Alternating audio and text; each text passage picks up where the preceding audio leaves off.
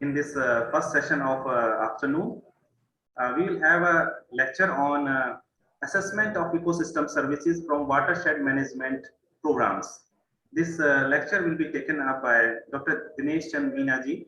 He is a scientist at ICR NIAP, New Delhi. Which is about a brief about him. I'm just speaking. He joined the ICR system in 2014 at the Indian Institute of Soil and Water Conservation Institute, Dehradun. He was posted at its regional research station, Agra. In 2020, he joined ICR NIAP, New Delhi. His area of expertise is impact analysis of natural resource management technologies, watershed, socioeconomic analysis, and market intelligence. In this period of 6 years, he has published more than 15 research papers in the journals of national and international repute. I welcome Dr.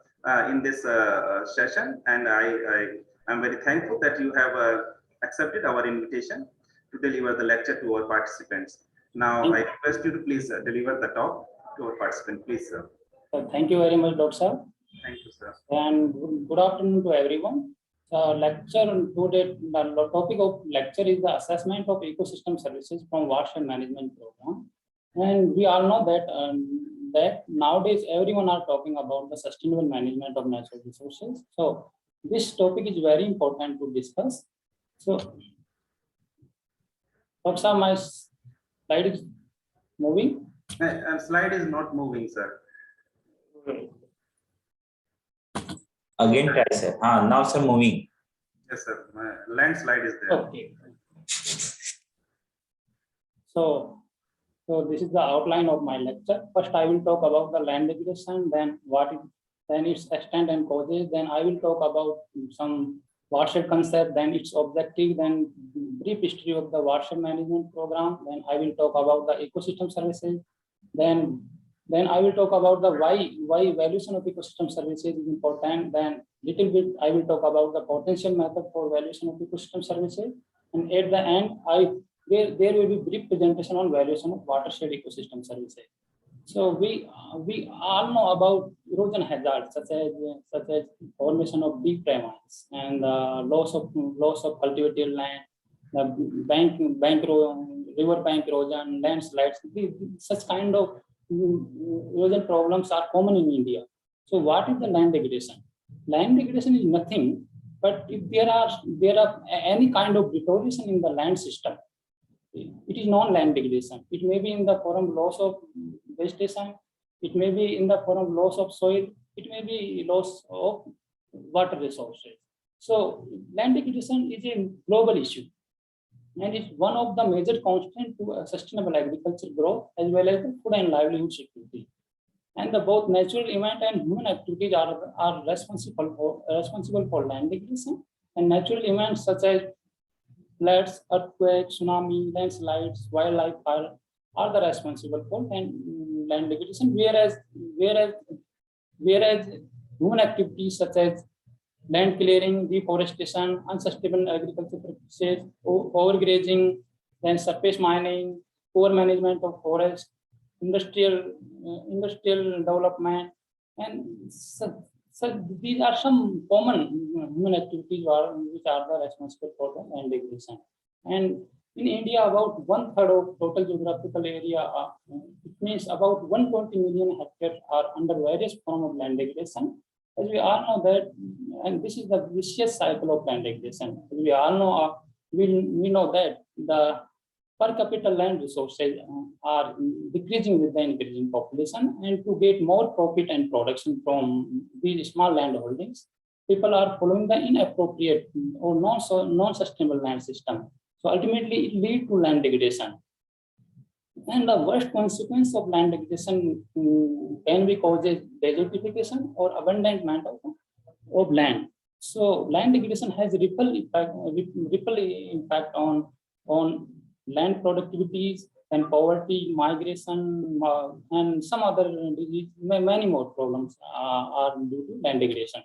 So this is here we can see the extent and causes of the land degradation, and the water erosion is the major contributor of the land degradation, and it's account about 70% of total land degradation. And due to water erosion, annually lose about 15 ton fertile soil, 5 to 8 million ton of nutrients, and a significant amount of other ecosystem services, and it is followed by the wind erosion and the other chemical degradation. So many times the damage due to soil loss is unnoticeable by farmer or land manager. For example, 1 mm of annual soil loss is equivalent to about 15 ton per hectare. So, and the formation of just 1 centimeter layer of the soil take 1,000 of years. And here what I want to convey that about 12% of total geographical area are under non-agricultural uses and under barren and unculturable land, and some permanent and pastured and unculturable wasteland. And these 12% of total geographical area can be put under sustainable use through adoption of appropriate technology. So it will help in restoration of ecological balance and improving the biomass of fodder, fuel and small timbers.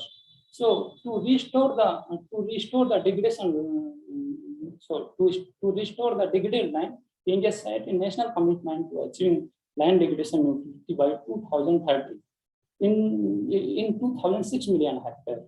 And the integrated watershed management is one of the excellent strategy or option to stop the vicious cycle of land degradation and achieving LDN. So coming to the what is the watershed? Actually, it is nothing but it is simply geographical area through which water flow across the land and drain to a common point through system of drains. And the watershed boundary will more or less follow the highest ridge line around the stream channel. And these lines are nothing but it is the line with joining the points of the highest elevation. So coming to the watershed management. So watershed management is the process of implementing land use practices and soil and water conservation measures to protect and improve the quality of soil and water conservation within a watershed boundary. And in another way, integrated watershed management is a package of practices which involving soil and water conservation measures. It involves the agronomical measures. It includes the forestry and then where my livelihood income generating activities. So the implementation of soil and water conservation may be implemented in combination of different type of water harvesting structure, vegetative and engineering structures, and soil and water conservation measures. And then water harvesting structures such as farm pond, check dam, percolation tank, and water harvesting structure, many more. And in case of vegetative and engineering structure, there may be vegetative barrier, there may be gully plugging or drainage line treatment or gabion structure. And agronomical measures, and in soil and water conservation, there may be land unleveling, then there may be contour bundling, then there may be trenching. So in case of agronomical measure, they can adopt contour cultivation, mixed cropping, or nutrient management, and under forestry, plantation of trees, then development of silvopasture system, then development of grassland system, and actually one component is livelihood income generation activity, under which self-help group are made, and many income generating activities are implemented in integrated watershed management program. The objective of the integrated watershed management is to restore degraded land and reduce the poverty and provide a better livelihood and improve biophysical and socio-economic development through water conservation, through soil loss reduction, through improving the irrigation facility and changing land use pattern, and the ultimately objective or goal to increase the agricultural productivity in rain-fed area. And the development of rain-fed area have been one of the prime concern of Indian government, as about 52% of rain-fed area, 52% of the total agricultural area is under rain-fed. And these areas are hotspot of poverty, malnutrition, then land degradation. So several ministries like Ministry of Agriculture, Ministry of Rural Development, Ministry of Environment and Forest have been involved in watershed development program with substantial variation in their approach. So here some little bit history of watershed development program. And in India, watershed program was initiated in 1981. And the government of India launched the watershed development program in a big way during the mid 1980s and early 1980s. Since then, several changes have been occurred based on experience and learning. And the first common guideline for watershed project was formulated in 1995. Then it was again revised in 2001. Then Haryali guideline was formulated in 2003. Then again it was revised in 2008. Then it was known as Miranchal guideline.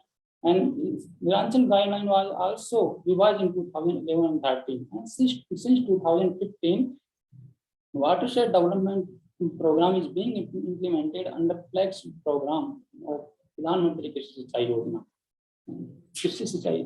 Pradhan Mantri Krishi Sinchai Yojana. So we can see that the over a time, apart from soil and water conservation, other elements, socio-economics, and then watershed participatory model, people participation in planning, designing and implementation have been added in the watershed development program. And the people participation significantly enhances the success rate of the watershed projects. And many researchers actually have reported that participation of different stakeholders in watershed management is a prerequisite for successful and sustainable management of watershed. So in another way, we can say that the watershed approach have been changed from compartmental and top-down approach of soil and water conservation to holistic and participatory approach for maintaining biological, physical, and social element in a watershed within a watershed boundary, with more focus on livelihood improvement and sustainable use of natural resources. And in case of old approach, there was no ownership by farmer, and there was inequitable distribution of benefit and less transparency was there. Whereas in integrated watershed management program, there is community ownership and well distribution of benefits and more transparency and vigilance. So here some detail about year-wise fund released by the government here, from 2009 to 2021, and about 24,274 crore have been released by the government, and the share in the total fund release of central government is about 82%, and the share of state government is about 22%. And here we can see the number of completed watershed projects, and the Maharashtra is the leading state in terms of number of completed watershed projects, and it is followed by the Rajasthan, then Madhya Pradesh, and Gujarat, Karnataka, and Assam and Andhra Pradesh. Actually, these all information are available on this portal, watershed development component of PMSKY. And this portal also provided some information like how much employment generated by watershed management program, how many farmers benefited from this program, how much additional area brought under protective irrigation, how much area brought under plantation, how much area of cultivable waste treated. So such type of information you can access from the watershed development component of PMSKY. Here I am showing some photograph to get some flavor of the impact of natural resource management work on the ecosystem. So these check dam or rock dams are implemented to reduce the flow of water and to conserve the soil, and the farm pond are implemented to provide the protective irrigation and percolation tank for groundwater recharge. And here we can see stabilization of bund by the vegetative grasses in Chambal ravines, and this is the view of ravine stabilization to silvipastoral development system. And this afforestation work was was implemented in the Anand district of Gujarat to check the expansion of dry vines. Here you can see the difference or impact of the plantation of tree.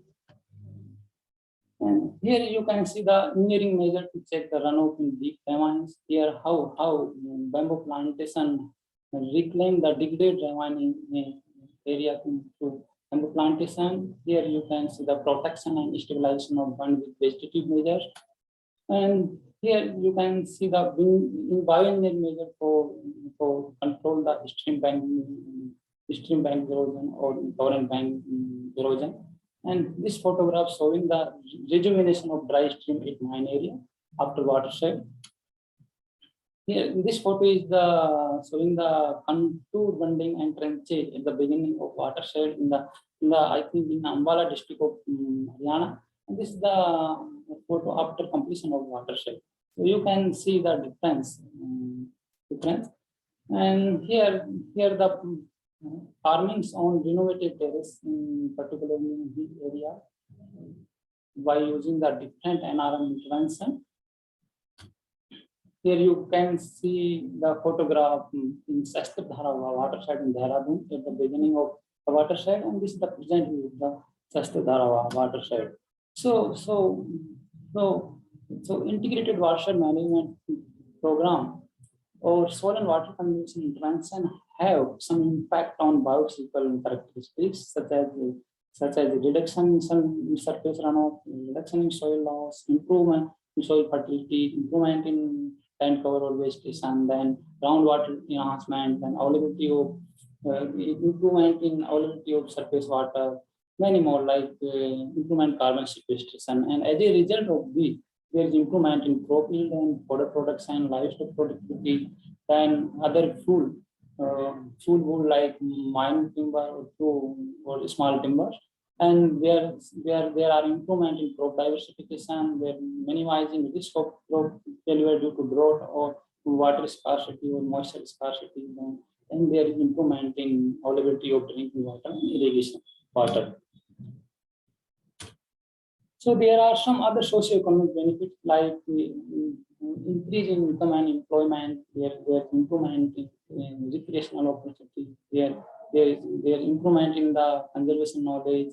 Then the social and gender equality issues. Then improved health and education.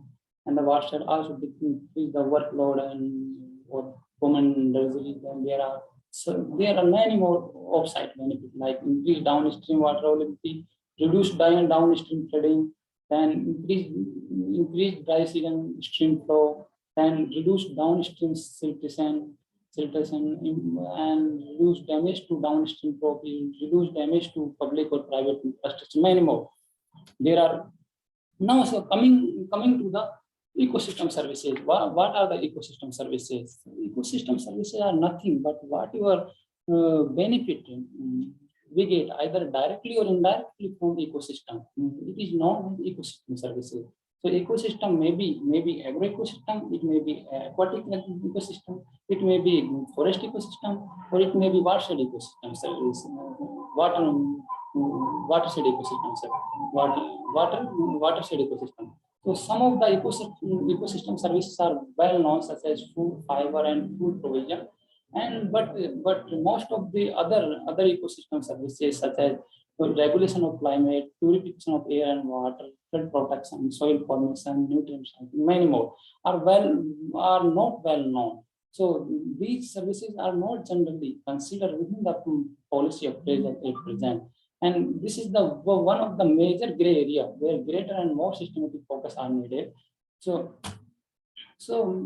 Millennium Ecosystem Assessment actually identify 4 broad categories of ecosystem services, and those categories are provisioning services, regulating services, cultural services, and supporting services. And provisioning services are the final products or goods which obtained from the ecosystem, such as crop production, fruit or fish. It may be fiber, it may be timber, it may be in terms of ornamental resources, it may be in terms of biochemical, maybe natural medicine, and regulating services are those benefits which obtain from the regulation of ecosystem services, and these services are helping in maintaining the ecological balance and to support the ecosystem ecosystem. And under regulating services, like erosion control, water regulation, climate regulation, natural hazard protection, water purification, these are the come under regulating services. And cultural services are the non-material benefit that people obtain through spiritual increment or cognitive development or aesthetic view or recreational recreation. And the supporting services are those services which are necessary for the production of all other ecosystem services, such as soil formation, nutrient cycling, water cycling, and provision of habitat or biodiversity. So coming to the relationship between the human activities and ecosystem services, so here we can see that the human as an individual or society uses the provisioning services directly, and the cultural services play an indirect role for the human welfare, and whereas supporting services provide support all other ecosystem services naturally, and actually human try to get more provisioning services from the ecosystem services, and it lead to deterioration of ecosystem, and which also lead to ecological stressors. So stressors, so regulating services act as a switching button to human induced ecological, so to control the human induced ecological stressor. So therefore, regulating and supporting services are very important for the protection of ecosystem services and enhancing all other ecosystem services. So coming to the watershed ecosystem services. So what are the watershed ecosystem services? And actually whatever benefit we get from the watershed are known as watershed ecosystem services. So watershed provide all kind of ecosystem services like provisioning services, regulating services, cultural services, supporting services. And under provisioning services, watershed provide food, fiber, fodder, fuel, and irrigation and drinking water. And under regulating services, watershed provide the soil retention, carbon sequestration, like flood mitigation, it also provide the soil fertility, then detoxification, or many more. And under cultural services, watershed provide the recreation, ecotourism. There is the capacity building of the household within the watershed. There is improvement on the knowledge on natural resource management. And under supporting services, watershed provide the biodiversity, nutrient and water recycling, habitat and quality. And these are all watershed ecosystem services are helping to achieve the food and livelihood security and maintaining the environment, and ultimately contributing to animal and human welfare. So in nutshell, we can say that without watershed management, these ecosystem services decreases with the increase in land degradation, whereas these ecosystem services increases with the watershed management program. So integrated watershed management support the environment, economy, and society. So now I'm coming to the why valuation of ecosystem services is important. So economic valuation is nothing but it is an attempt to assign monetary value to goods and services which provided by natural resources or ecosystem services. By ecosystem. So in case of marketed goods and services, the economic value is reflected through market price. However, most of the environmental goods and services are either non-marketed or traded in imperfect market.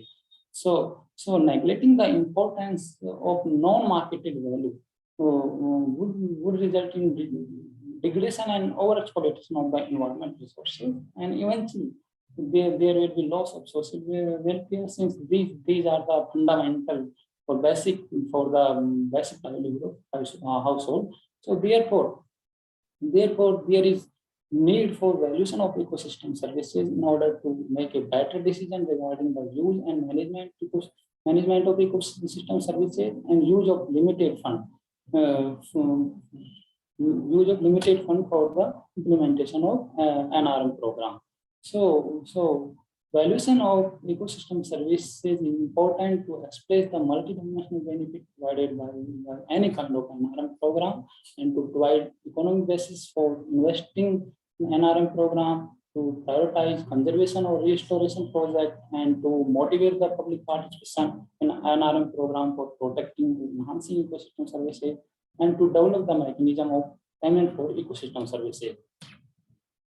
So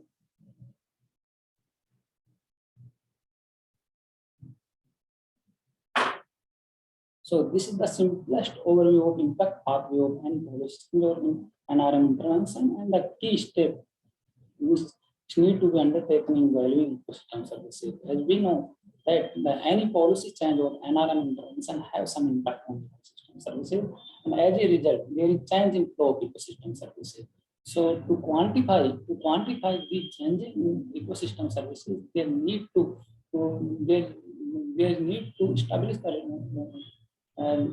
establish the environmental baseline, which means we require the baseline information. Means what are the status of ecosystem services before the any policy or NRM intervention. Then second step, to identify the potential impact on particular ecosystem services. Once we have before and after, or with and without information, we can quantify the impact of policy option. So once we quantify these changes, this value can be translated in economic value using the some economic valuation technique. So suppose we want to estimate the economic value of soil retention and carbon sequestration and water augmentation, which provided the watershed. For this purpose, we need information before implementation of watershed. What is the status of these services, and after watershed implementation, what is the status of these services? Once we have these information, we can quantify it easily changes in ecosystem services due to watershed intervention. So once we have quantified, then these can be translated in economic value by using the different valuation economic valuation methods, and we have a number of methods for valuation of ecosystem services, and which method we should use. It depend on the type of ecosystem services which to be valued, and the existence of related market for the ecosystem services, and availability of quality and quantity of data. Because some mechanism may be more suitable for capturing the value of particular ecosystem services than other.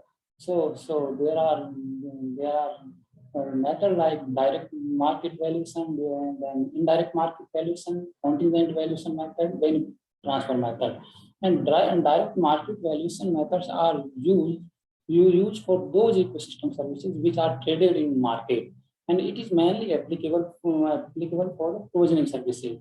Whereas indirect market valuation are used, and there are no explicit market for ecosystem services, and there are a number of indirect market valuation like avoided cost method, replacement cost method, level cost method, hedonic price method, and contingent valuation. It is a survey-based method based on the hypothetical scenario, and to express the willingness to pay for the ecosystem service. It can be used for non-use value like cultural services, biodiversity conservation, and benefit transfer method can be used for all ecosystem services. And in this method uses the result from other similar studies which estimate the value of a given area. So here some little bit more information about the valuation of ecosystem services. As already I have told that market price method is used to estimate the economic valuation for provisioning services like fodder, food, fuel, which are traded in the market. And the productivity method or production function are mainly used to estimate the economic value of those ecosystem services that contribute to the production of marketed goods. Suppose we want to estimate the economic value of soil fertility or quality of water that contribute to the crop production. So this method can be used for that purpose. And the travel cost method is used to estimate the economic value which associated with the recreational site. And in this method is also survey-based method, and in this method we can use the how amount of time and money spent by the people to visiting to the site. And under replacement cost method, and this method is used to mainly estimate the cost which incurred by the replacing ecosystem services with some substitute technology. For example, we want to estimate the nutrient loss due to soil loss. So it can be calculated by estimating the cost of applying fertilizer to supply the equal quantity of nutrient. And avoided cost method is used to estimate costs that would have been incurred if it would have been incurred in the absence of ecosystem services. For example, valuation of flood control services, which can be done by estimating the damage if flood will occur. And another example, we can take the nutrient conservation due to soil retention by watershed. It can be estimated by the calculating the cost of applying fertilizer to supply the equal quantity of nutrient. And hedonic pricing method. And actually, these methods are used to estimate the economic value of those ecosystem services that directly affect market prices of some other good or services. For example, valuation of real estate or housing price can be done by estimating the demand function, considering the surrounding environmental attributes like clean area, presence of water, aesthetic view, and neighboring household, many more environmental attributes we can consider in this. So contingent valuation method is also known as the willingness to pay or willingness to accept method, and it is mostly widely used for the estimating the non-use value. In this method, people are asked to sum how much they would be willing to pay to a change in particular ecosystem services, and based on the hypothetical scenario.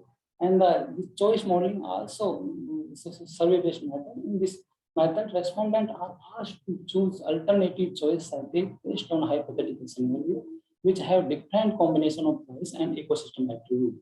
And benefit transfer method can be used for all ecosystem services, and it is used when there are difficulties to conduct an original valuation study because of funding limitation or time constraint, and it is used to estimate economic value by transferring existing benefit estimate from study which already have been completed for another location or similar issue.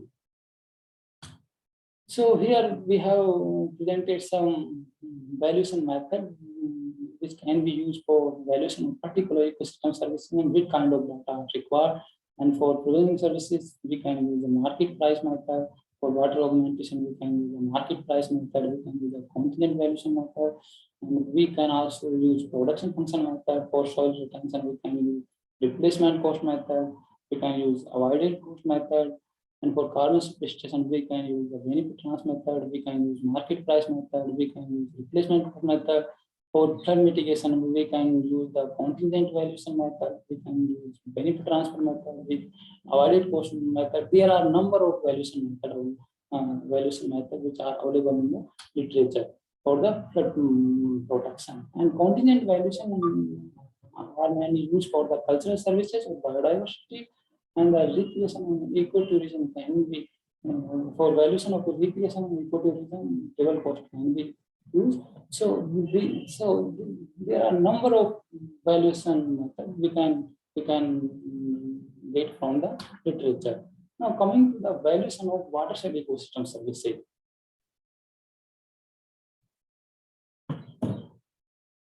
So watershed program.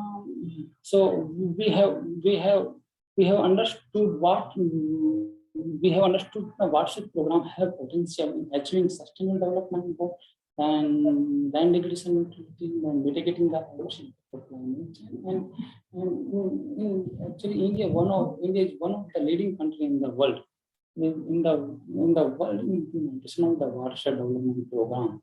In India, most of the studies on valuation of ecosystem services, which are mainly conducted for wetland or forest ecosystem services, whereas studies for watershed ecosystem services are missing. And the existing literature on the impact of watershed management is mainly confined to valuation of providing services, and the evidence of positive impact on regulating or supporting services are scattered and inconsistent. So, so inconsistent means actually individual study provide the location specific result, and watershed ecosystem services vary across the watershed depending on various factors such as geographical location, rainfall pattern, land cover, and then vegetation, and then what is the soil type, then what kind of people participation. Many more to get more robust The result. sound is not properly coming, sir. Okay, Sound- okay, I'm coming close. Now coming okay, doctor? Yes, sir. Yes, sir. Okay. So there is need for holistic assessment of quantification of watershed ecosystem services. So for this purpose actually we use the meta-analysis approach. And the meta-analysis technique already have been covered by the Dr. Kiran Kumar on Monday. So I will not discuss the what is the meta-analysis and how we use the meta-analysis approach. So for synthesize the result from previous study, sir, voice is coming clearly. Little hindrance is coming, sir. Actually, wait. Some issue may be there.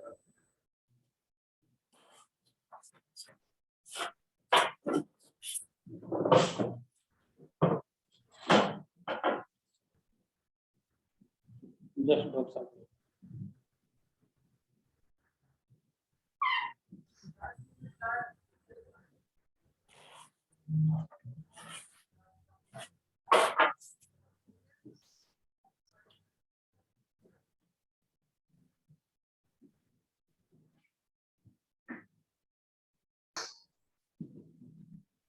Hello doctor साहब, ठीक आ रही है? हाँ, आप ठीक आ थोड़ा कुछ फर्क रही है। हेलो डॉक्टर विकास जी, जी, ठीक आ रही. Okay. So to synthesize the result from previous study, what we did, we search previous study using the different using the combination of different keywords like ecosystem services, watershed, and then watershed, then ecological services or ecological services or watershed, then many more combination we try to search the previous study on Google Scholar and Science Direct, Research Scholar, ResearchGate, Willy, Repec, AG. So actually total we found 445 studies, and at first level we exploited 144 studies. Those provided only, actually they use the keyword of ecosystem services to explain the study, but they did not actually assess the ecosystem services.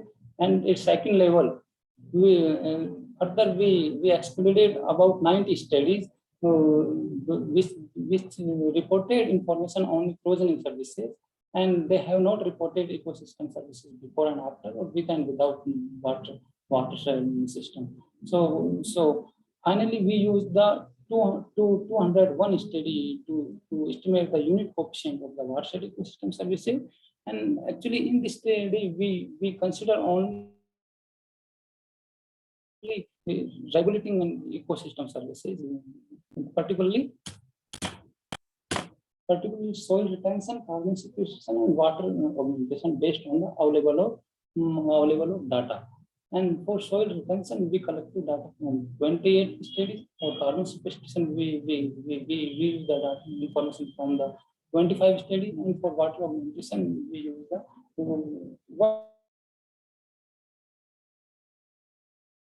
148 states.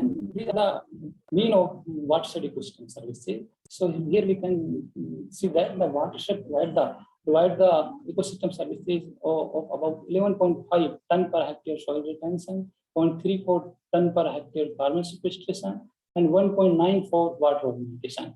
And about 2/3 of watershed retain soil more than 5 ton per hectare, whereas about 35% of watershed retain the soil more than 15 ton per hectare, and about 17% of watershed retain the soil more than 20%.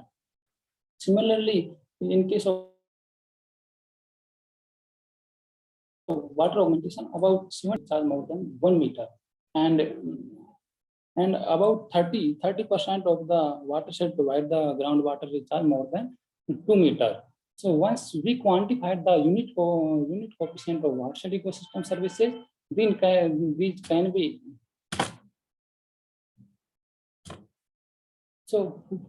these can be translated in the economic value. So for valuation of soil retention, we use the avoided cost method.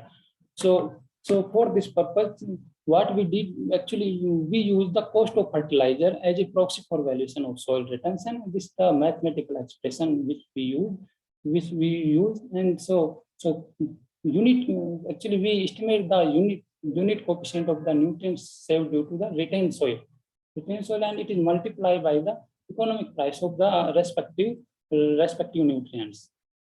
And the carbon retention was for carbon retention, we use the benefit transfer method, and this is the mathematical expression. So for this purpose, we use the social cost of 1 ton of carbon dioxide emission as a price of carbon. Actually, Rick et al. In 2018 estimated the social cost of the carbon dioxide emission for all countries, and this approach also used by the government of India for the in the natural capital accounting and valuation of ecosystem services project. So for this purpose, we also converted soil organic carbon into carbon dioxide equivalent terms using the conversion factor, which was 3.65. And for the water augmentation, we use the market price method. For this purpose, the groundwater recharge was multiplied by the price of the irrigation. And to estimate the price of irrigation, we use the cost of irrigation and the volume of irrigated water which is required to irrigate 1 hectare. So these are the economic value of the ecosystem services from watershed. So here we can see that about 7,000 rupees provided by watershed in terms of soil retention, about 7,400 provided by watershed in terms of soil retention, and about 20,000 rupees per hectare provided by watershed in form of water augmentation. And considering these 3 ecosystem services, the total economic value of watershed ecosystem services is about 34,000. And this value actually can be much more if the data are available on other watershed ecosystem services. So it can be much more. So here some little bit about the payment for ecosystem services. Actually, nowadays payment for ecosystem services is being discussed everywhere and at every platform, assuming that this procedure might increase the economic efficiency of managing ecosystem services. And actually, this system already have been started in South Africa and Mexico for watershed protection, and in USA for biodiversity conservation, to provide incentive for the provision of positive environmental externality. However, there is no such mechanism exists in India because of a lack of studies on the valuation of watershed ecosystem services. So this study actually, therefore they need to conduct further studies on the valuation of ecosystem services from watershed ecosystem or other natural ecosystem for the development of effective payment for ecosystem service mechanism So once this mechanism develop, the beneficiaries of ecosystem services should be made payment through a developed mechanism for protecting and enhancing ecosystem services. Now coming to the conclusion. So conclusion is that the integration of economic value of ecosystem services in decision making could strengthen the economic basis to policymaker for implementation of the NRM intervention of program, particularly in developing countries such as India, where protection of fertile land and restoration of digital land is most important. And further, those who benefit from the ecosystem services should pay for some of these services, and those who generate ecosystem services should reward through mechanisms such as payment for ecosystem services. And there is need for strengthening the database at various levels so that the other ecosystem services can be included in future study for valuation in monetary terms of other ecosystem services. So if someone are interested to know more about the how to quantify the ecosystem services, how to estimate the economic value of ecosystem services, they can download this agricultural ecosystem services from NIAM. They also can download this an introductory guide to valuing ecosystem services from www.defra.gov.uk. And there are number of number of literature actually which are available. So this is the particular journal which mainly focus on ecosystem services. So you can refer with these sources. So thank you very much. This is my email and mobile contact number for further interaction. Thank you very much, sir. Thank you, sir. Now I request the participants. The participants have posed their questions. Sir, there are some questions in question chat from Ganga Devi. How to quantify and assign value for impact analysis? How to quantify and assign value for impact analysis? Yes, sir. Sir, first you answered your slide, sir. If you Okay. Yes, sir. Now good.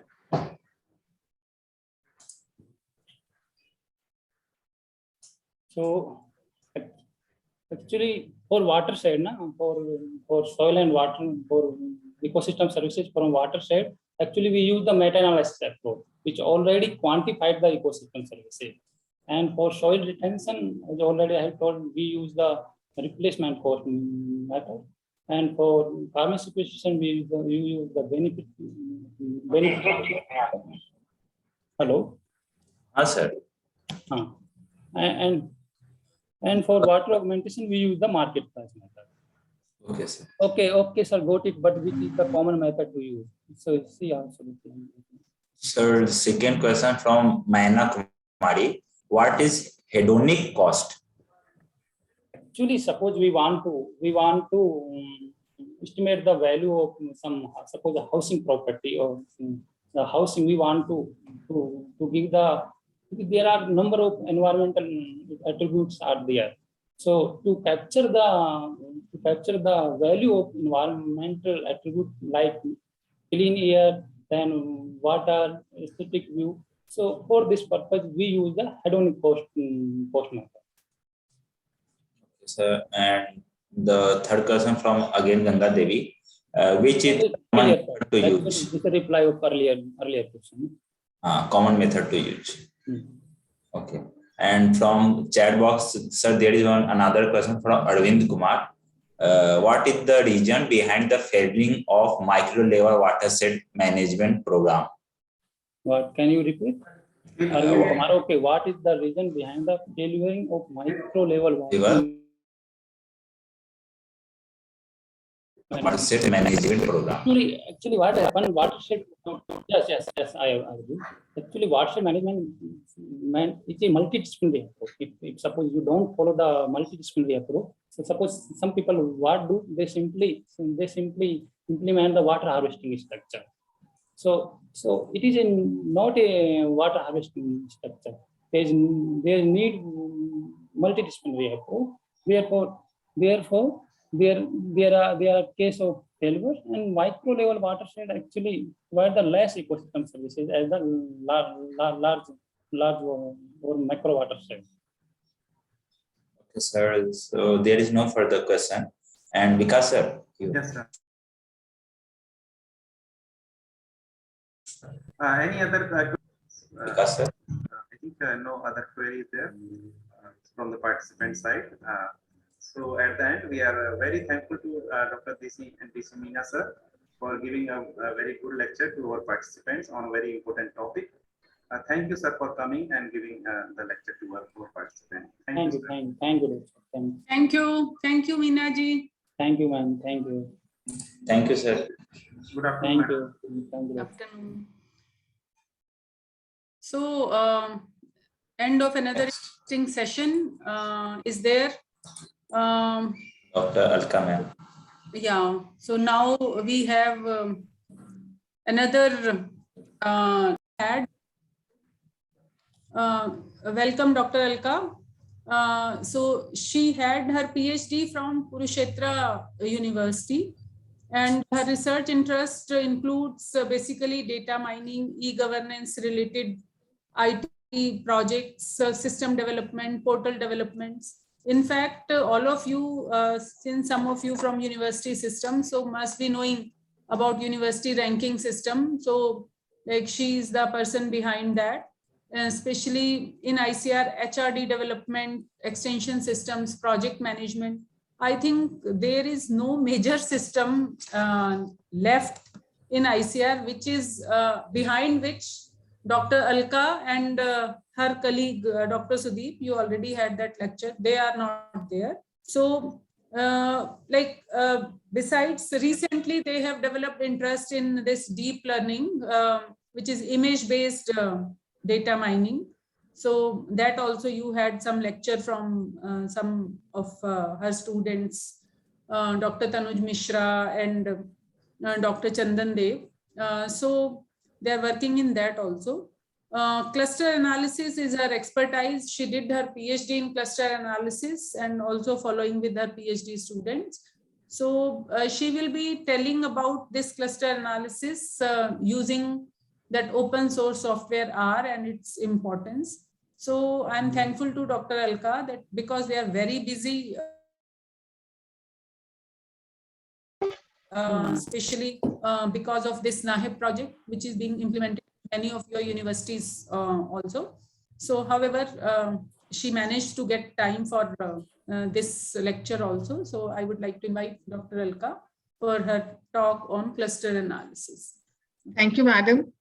Thank you for the nice introduction. We are never so busy. Whenever you give a call, we are always there with you. And to be like madam has told, I have done my PhD in clustering and data mining from Kurukshetra University. And this is with the support of Dr. Rajni Jain, madam.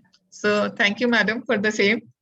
So this is all, you are my mentor. So whenever the mentor calls, there is no time. Okay, so thank you so much for this opportunity also. I take this as an opportunity to share my knowledge with the fellow colleagues.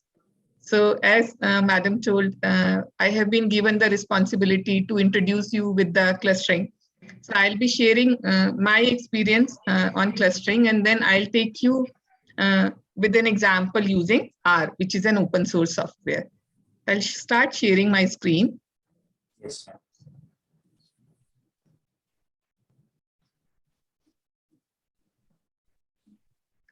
Okay, I'm going to share the complete screen. Maybe otherwise it creates problem. Yes, ma'am. It is visible. Yeah, it's visible? Yes, ma'am. Okay, thank you so much. I think I'm also visible. I can see some darkness in the screen, but I don't know whether you are able to see me clearly or not. Yes, ma'am. I know. Yeah, thank you so much. So I'll start because I know there will be participants will be from the diverse domains. So just I'll be keeping my lecture very light, very simple, not making it too heavy. Let me share my screen. Okay. So we are going to take it. Yeah. So I'm done. So I'm going to start with cluster analysis and its application in agriculture, and we'll be seeing this using R, like Madam said. So first of all, you tell me, what do you understand by clustering? Before I start with it, in layman language, if we talk of what is a cluster, so what will be your opinion or what is your definition of a cluster? Please, anybody?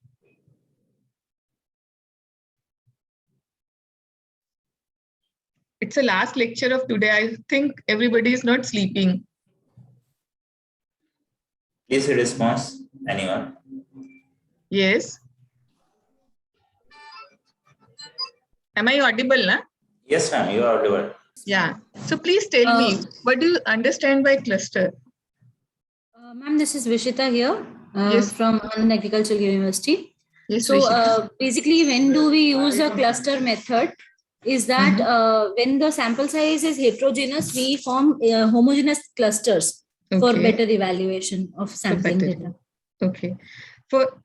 Yes, you are very close that we form homogeneous clusters and we do analysis on the homogeneous clusters.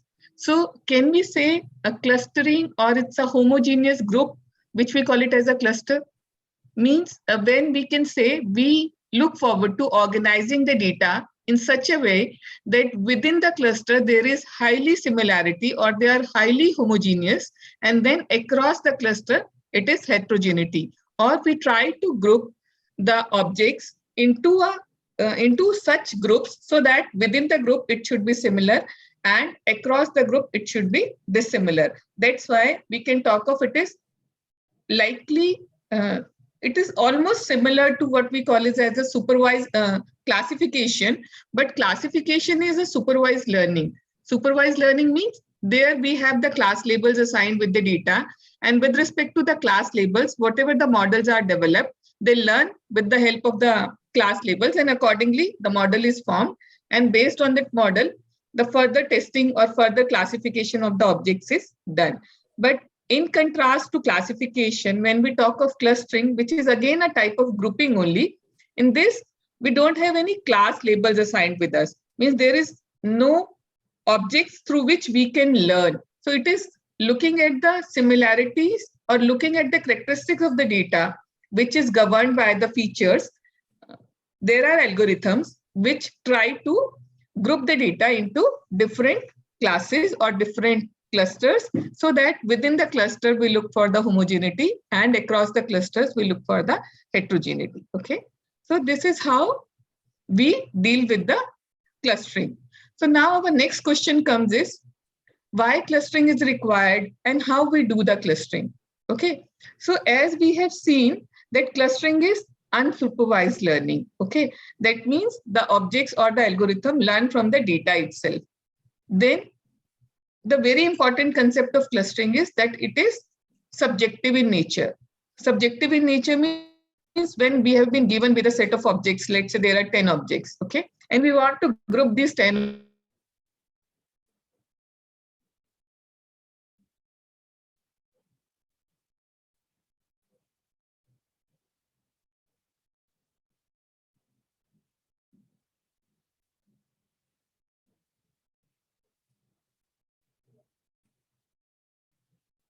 we can think of grouping our data. Okay, that's why we say it is subjective in nature.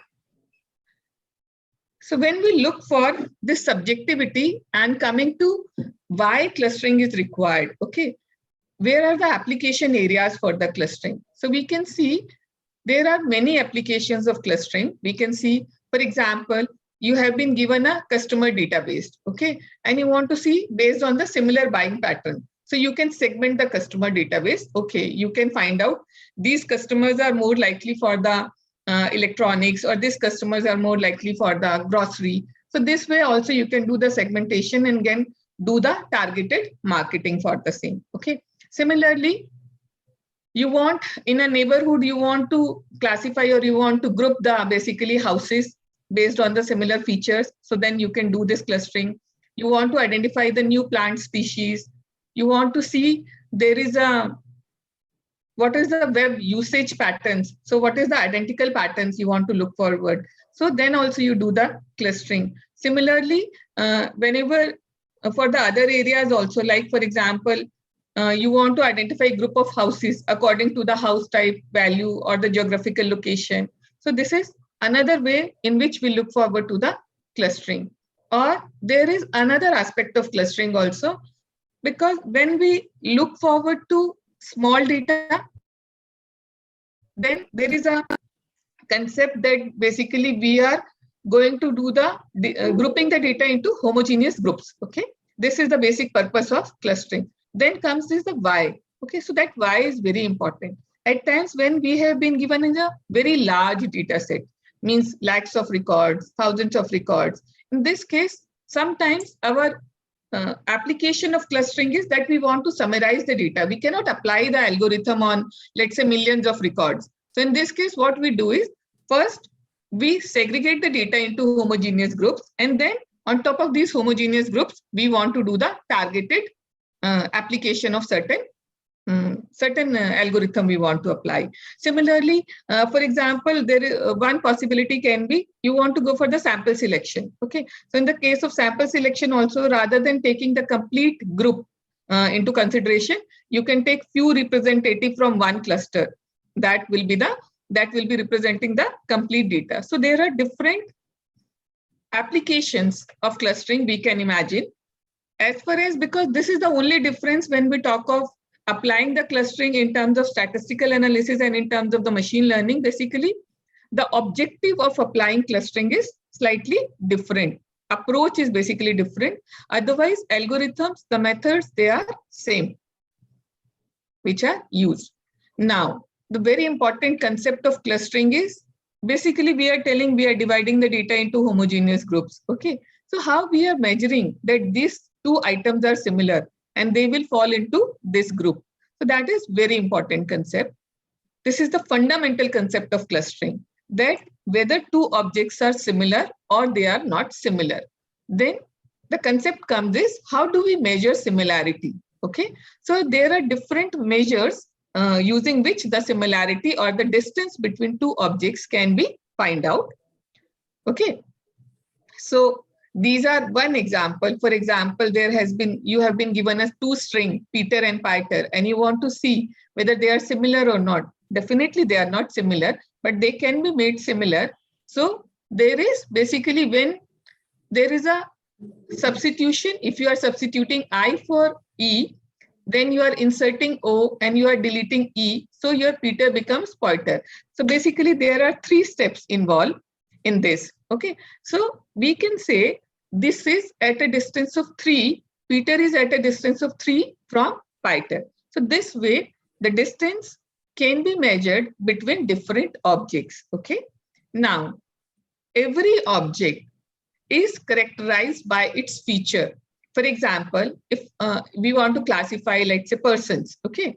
So you are classifying the persons based on their hair color, their hair length, their eye color, okay? And similarly, their height, their weight. So these are the characteristics, let's say, of the persons you want to do the grouping. So we look forward to finding out similarity or the dissimilarity between each and every feature, and then combining all the features together, we got one measure, which we call it as a similarity measure or the dissimilarity measure, that tells us the distance between two objects. Okay, so similarity is basically how similar these two objects are, or dissimilar means how opposite these two objects are. So it is basically 1 minus similarity gives you dissimilarity. Okay, so we can work with either of these, similarity or the dissimilarities. Now, as we have discussed, there are, because every object is characterized by different features. Okay, features means these are our variables. Okay, the features and variables, they are on the similar terms. So our variables can be of different types. They can be a binary variables, which can take only two values, yes or no, 0 or 1, agree, disagree, okay, positive, negative. So these are the possible values a binary variables can take. Okay, means there are only two possible values. Similarly, we have got, if we have got the binary variables, then there are certain distance measures, or there are certain measures using which the similarity or dissimilarity can be calculated. So the famous one is simple matching distance, Jacquard distance, or the Hamming distance. Okay, so these are the popular distance measures which can be computed between two objects, combining all the features together. Okay. Similarly, when we talk of, there are other type of variables also. We talk of quantitative variables. So these are very popular, the quantitative variables. So in case of the quantitative variables, the Euclidean distance or the Manhattan distance, they are the two popular distance measures which are used for measuring the similarity or the basically dissimilarity. We call it as a distance between a pair of objects. So how you calculate the same? So Euclidean distance is basically the root of the square difference between coordinates of a pair of objects. For example, these are two objects which are given, their characteristics are like say 0, 3, 4, and 5. And this is 7, 6, 3, comma, -1. So you can find out the Euclidean distance. This minus 7 square plus 3 minus 6 square plus 4 minus 3 square plus 5 minus -1 square. So combining all this and square root of the same gives us the Euclidean distance. Okay. Similarly, there are other distance measures like Manhattan distance, which is the absolute difference between the coordinates of a pair of objects. Similarly, we have Minkowski and the Chebyshev distance measures also, which are applicable for the quantitative variables. Similarly, we have got angular separation, or we have got another distance measure like coefficient of correlation, correlation coefficient, which are used for the other types of other data types. So these are the measures using which the distance or the similarity between two objects can be calculated, which is the fundamental of any clustering algorithm. I hope I am clear with this. Am I clear with the basic concept? Yes, of ma'am. similarity?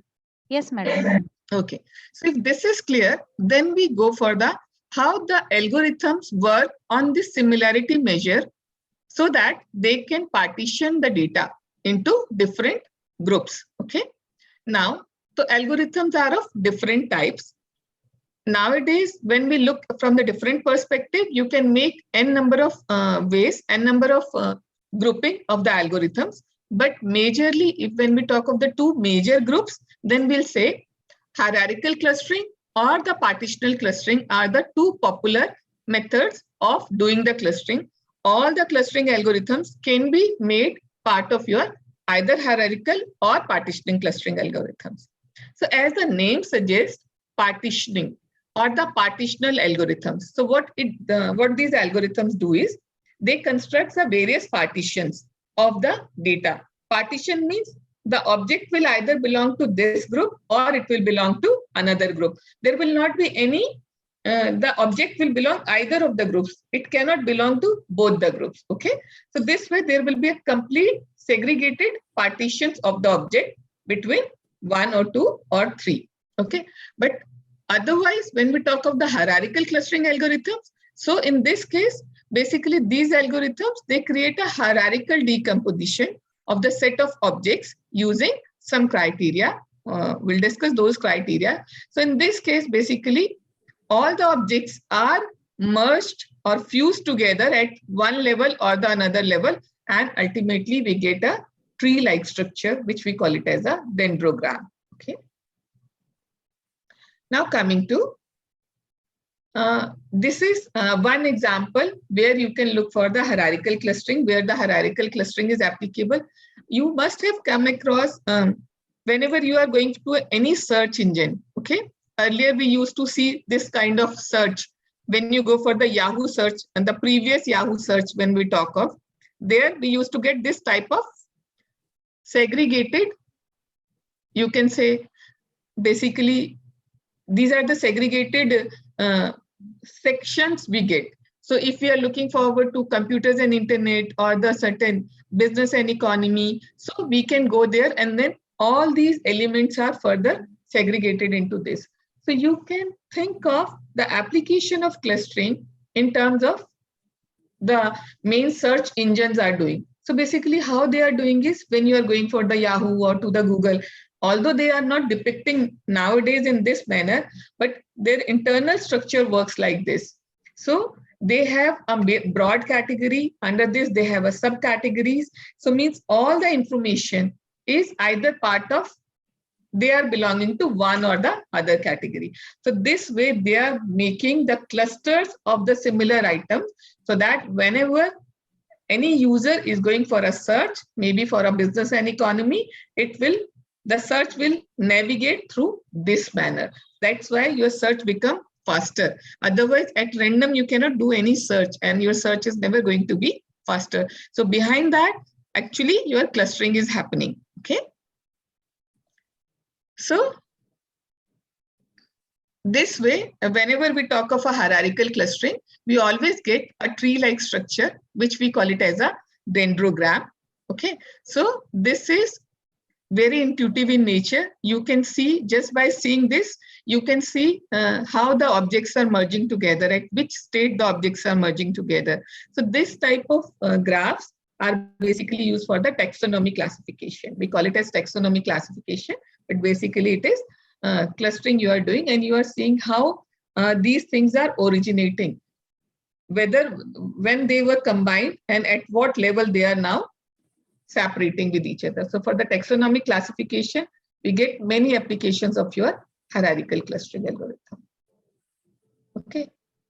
Then there is another potential application of the hierarchical clustering is, for example, there is to detection of outliers. So if there are certain outliers which will be directly pointed out. So this is an outlier, and because it is very intuitive in nature.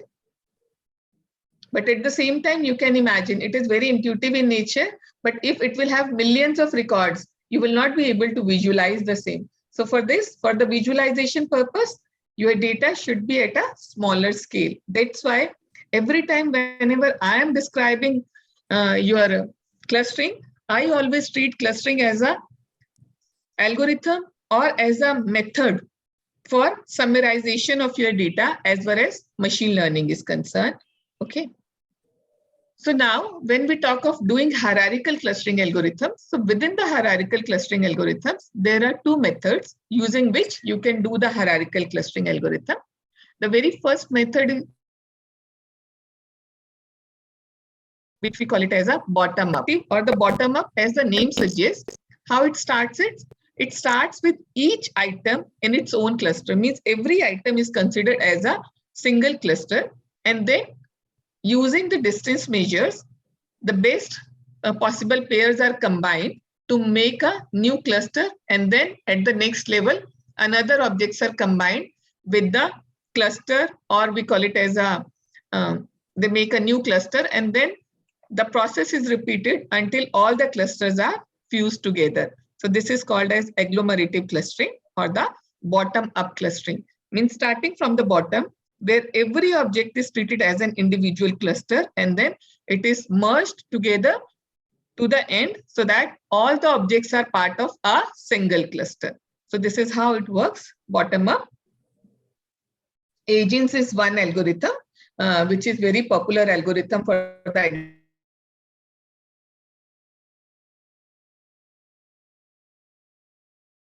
agglomerative cluster. So as the name suggests, we are dividing the data. So dividing the data means we are starting, or we are assuming that all the data is part of a single cluster. So all objects are in a single cluster, and then we consider every possible way to divide the cluster into two, and using certain division method, we recursively operate on both the sides, and at the end, all objects are now part of your single cluster. So Diana is the very popular algorithm which is used for the divisive clustering algorithm. Okay. So this is as far as the hierarchical clustering is concerned. Now, this is, now you understood the basics of clustering. Basics of clustering is basically it works on the data itself, because there is no class labels, or there is no class labels through which your objects are going to learn. That's why it is called unsupervised learning, because it learns from the features of the data itself. How it learns from the features of the data? We look forward to finding the similarity or the dissimilarity between two objects. And then when we know that these two objects are similar or the dissimilar, we apply any of the clustering algorithm, either partitioning clustering algorithm or the hierarchical clustering algorithm, to partition our data. Okay, till now we are clear? Clear? Yes. Okay. So if we are clear till now, so now we'll see how the algorithm works. Okay. So for algorithm to work, first what we need to do is, first of all, we need to calculate the distance matrix. So distance matrix contains what? Distance matrix is our m:n matrix. Okay. Means how many number of objects are there. So that will be m:m if there is m is the number of objects. Okay. So in this case, how it calculates is, it calculates the distance between every pair of objects. Then only I'll come to know, means I am similar to object 1 or object 2 or object 3 or so forth. Or this is my, what is my distance from object 1 to 2 to 3 to 3 to 4. So this way we have to, if we are having m objects, we need to have a m:m matrix, distance matrix. Okay. So now how this algorithm works is, first of all, we need to calculate the distance matrix, then set each object as a cluster, means every object is acting as a single cluster. Okay. In the beginning, we are talking of bottom-up clustering algorithm. Okay. Agglomerative clustering we are talking. And then what happens is, iterate until the number of clusters is 1. What iteration is to be done? That merge two closest clusters. So we are merging the two closest cluster or two closest objects, and then we are updating the distance matrix. Because why we need to update the distance matrix? Because now we don't know, in the initial distance matrix, we were having distance between every possible objects. Now we need to find out the distance of object with any particular cluster. Similarly, we need to calculate the distance between two possible clusters, so on, so forth. By the time all the clusters are fused together and it has become a part of cluster 1. Okay, all are fused into a single cluster. Then, if this part is clear to you, so in the second part, when we are talking of update distance matrix, means when we have merged two objects into cluster, but let's say 3 objects into a cluster, then I need to calculate the distance of object with any other cluster. Or similarly, when there are 2 clusters, we need to calculate the distance between 2 clusters and so on. So we need to update the distance matrix. For this, this is called the linkage criteria. Okay. So this linkage criteria is very important. This linkage criteria is used basically to find out.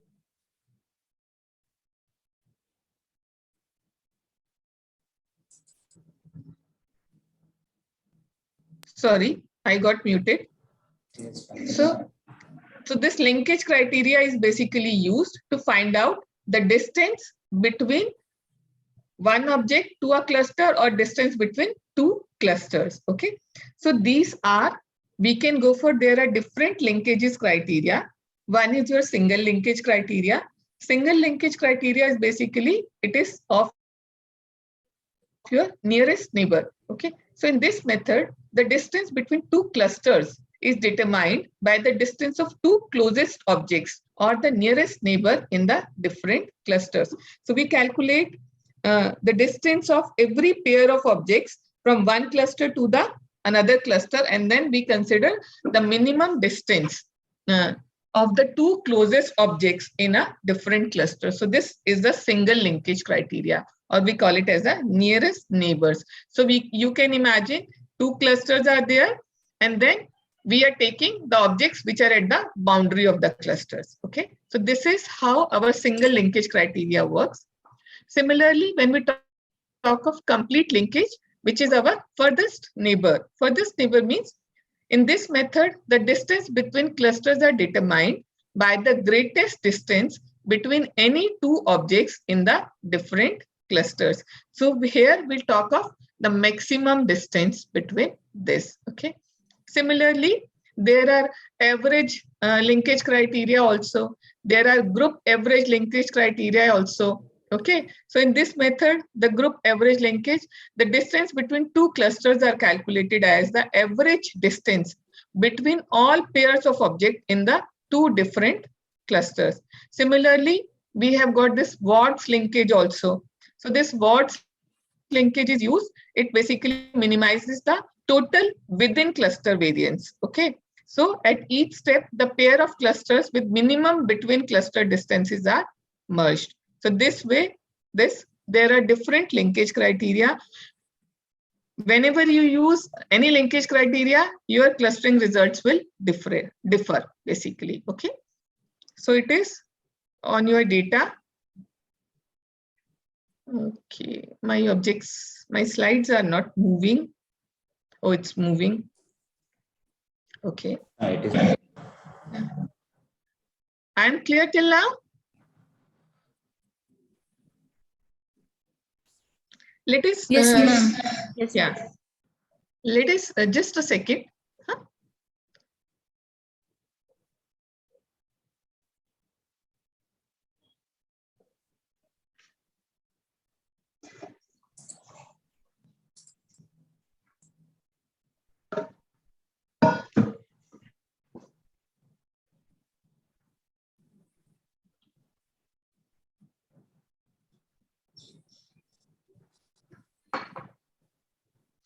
Now we are going to understand this, the concept of hierarchical clustering with the help of a small example. Okay. So this is one example. You have been given 6 objects. Okay. Let's say these are our 6 objects. These 6 objects are measures on, let's say, these 2 features. Okay. X1 and X2. These are some values which has been given, random values. Now, as per clustering, first what we need to do is we have simply plot this data. Okay, just to see, okay, which object is closer to what. So this is a 2-dimensional presentation of the data based on these features, because it is a 2-dimensional data, so we can directly plot it. Okay, so now tell me, very first thing what we have to do is, क्या करना है हमें सबसे पहले?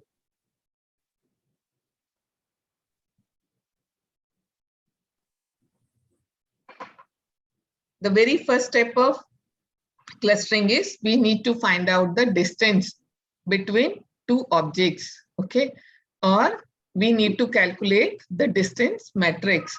So distance matrix basically contains what? It contains the distance between every possible pair of objects. Okay, this way. So this is our distance matrix. So if there are 6 objects, so it is going to be 6 into 6 distance matrix, which is singular in nature, means so this way we calculate the distance between object A to B. Okay, so how the distance between 2 objects are calculated? We know there are distance measures for the same, and the popular distance measure is, let's say, Euclidean distance. Okay, which is basically used for the quantitative data. So we are using the Euclidean distance and we are calculating the distance between 2 objects. So how it is calculated?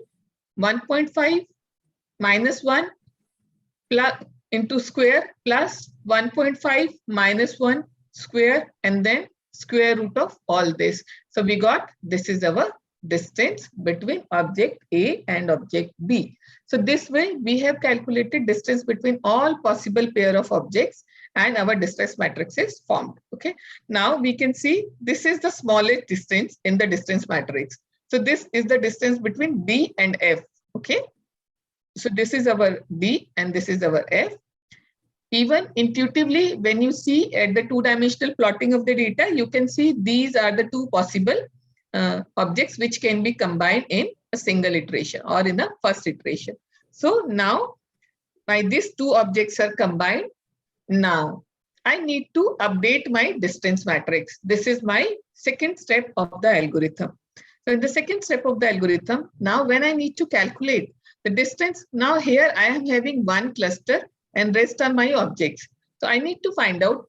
So between objects, so my distance is same, but I need to calculate the distance of objects with the cluster. Okay, because DNF is now no more a single object. It is a group of objects combined into a one cluster. For this particular thing, we look forward to our third step, which is our linkage criteria. Okay.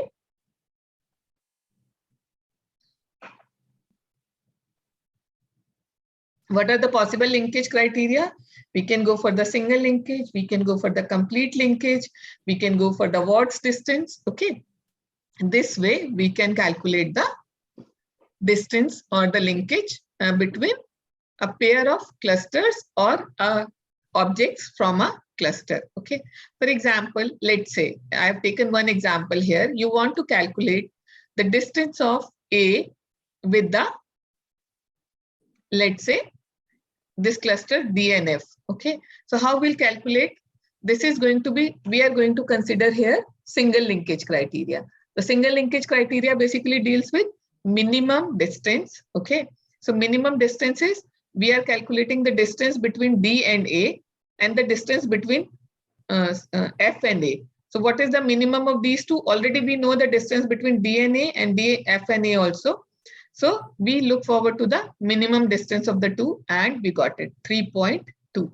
So this way, okay, we got the linkage criteria, single linkage criteria, and we will update this matrix with this value. Okay. Here this value will be coming 3.2. So this value has been replaced. So this way it has been calculated. So now our distance matrix is updated. We look forward to what is the minimum distance now in this matrix. So we got, this is the minimum distance. So what is the distance between A and B? So in the next level, these two are merged together. So same way, we need to now update the distance matrix. And how you will be updating the distance matrix? In a similar manner.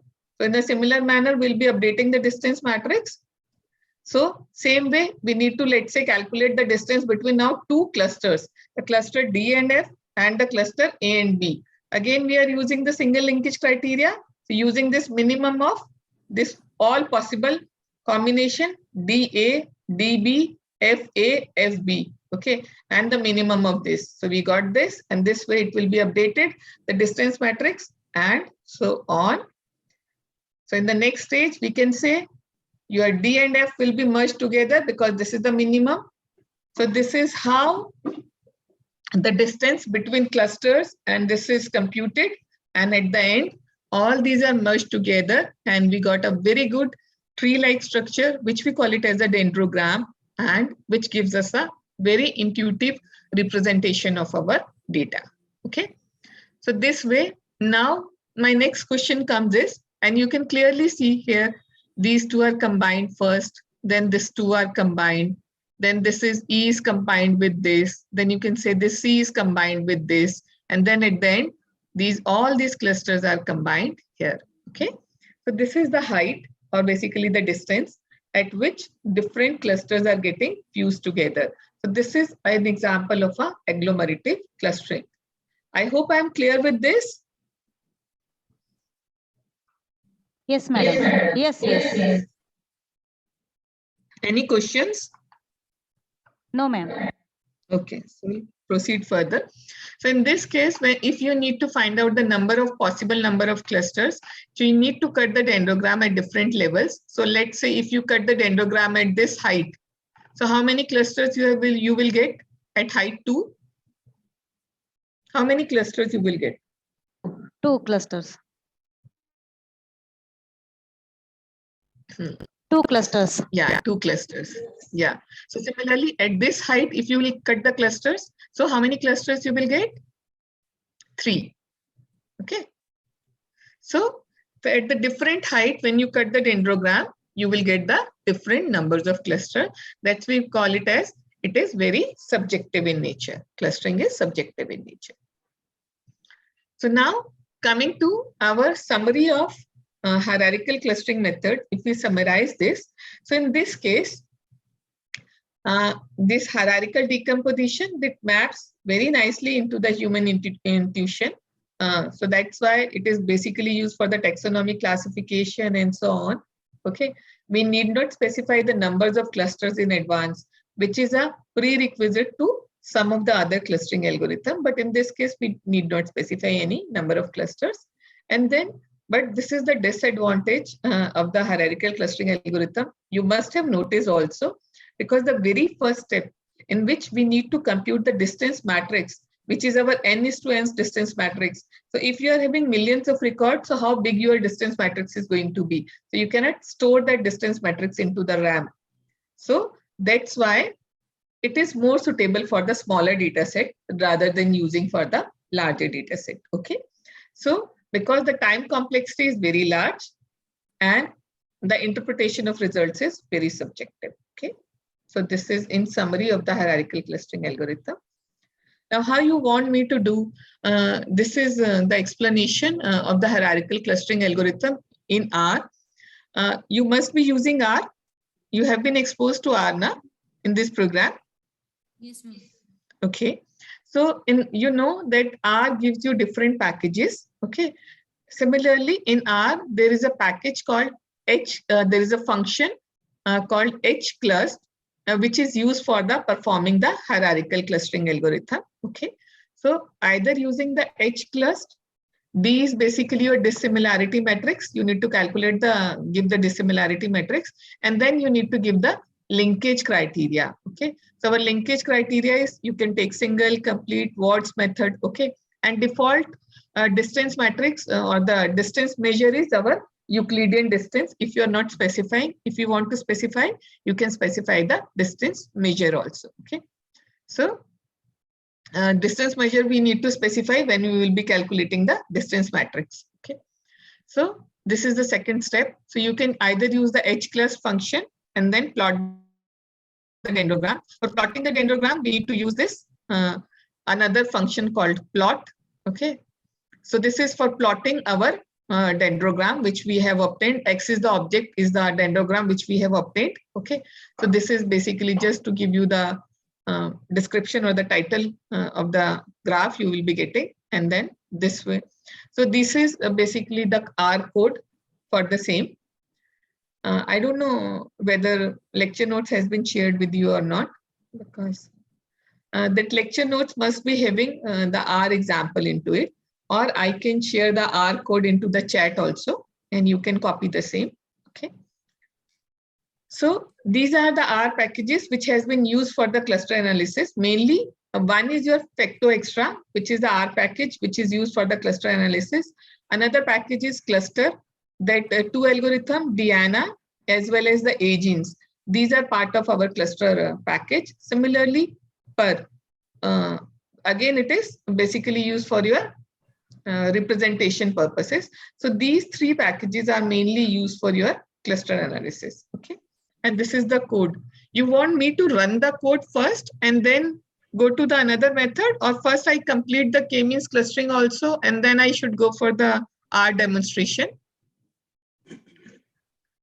How you want me to do that?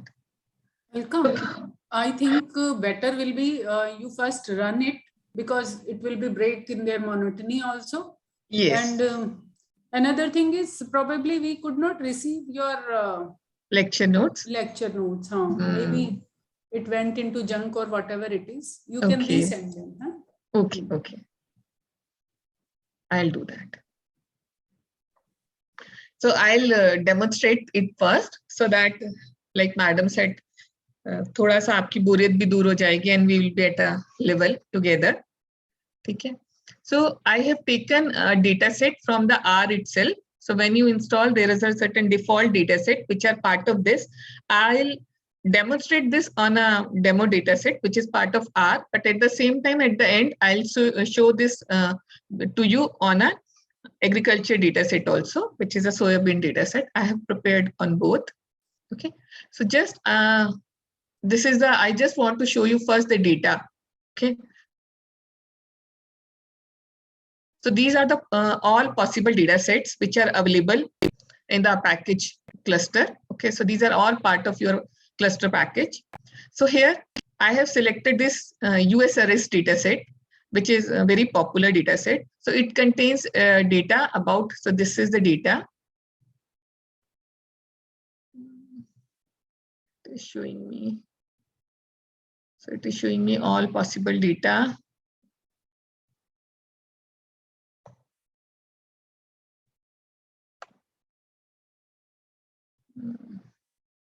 So this is all possible data sets which are part of this. It is showing me. So I have, out of this, I have selected US arrays data set. So basically it contains data on the different, let's say, about what is the murder rate, assault rate on a different urban population. Okay, so this is some 1997 data or 1973 data, which has been collected for the different states of US. So if I just want to show you the data, I'm just closing this. I just want to show you this data. Let's say I have taken this US arrest data set.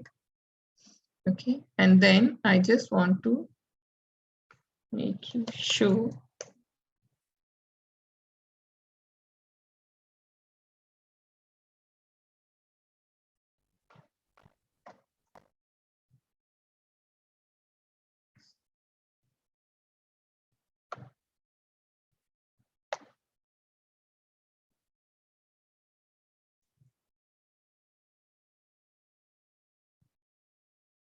So you can see this is the data which you can see here. So this is has got a different, these are the different states. Okay. So there are total 4 columns are there, and there are 50 entries for this particular data. So this has got the data on 1 lakh population, what is the murder rate, assault rate, urban population, and this is the this is how this data is all about. Okay. So when we want to, this is just to view the data we have seen. Now, because we want to use this data set, so I'm creating an object of the data in a form of a, let's say, data file. So I have given it a name df, you can give any name. So I'm assigning this data into this data file df. This is my object. Now my next command, this is used na.omit. So if there are any null values, there are any values which has got the na. So this, if you want to remove this, I want to do that. This is basically pre-processing of the data. At the same time, because whenever we are doing the clustering, you have seen we are measuring the data, or there are different variables into the data of the different data types. Okay. And combining all together, we are getting a single value for the similarity or the dissimilarity. So now we want to normalize the same. So scale is the command which is used for normalizing your data. Okay. So with this commands, basically, I am assigning the data, doing the pre-processing, doing the normalization, and I'm going to run this.